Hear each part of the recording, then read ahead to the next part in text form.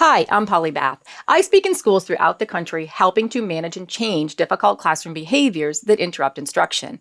Today, I'm going to answer one of your questions.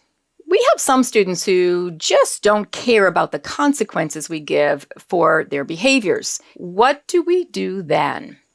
Well, here's the thing. I don't think we're going to punish or reward our way out of anything these days. It's really based on skills. And school has kind of become a checklist of things to do.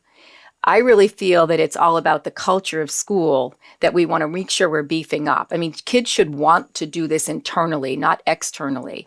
The more you can internalize the value, raise the bar, get kids engaged, and engaged, I mean having fun and wanting to be there. So, kids don't always remember what I taught, but they remember that I was singing when I did it. Yes, it's exhausting, but that's what teaching is all about. I want to reduce the need for consequences because kids are more willing to get things done on their own. So don't get stuck in what is another list of consequences for these kids to get them motivated. Think more about, why do we need the consequences in the first place? Why aren't they just more wanting to do what they should do?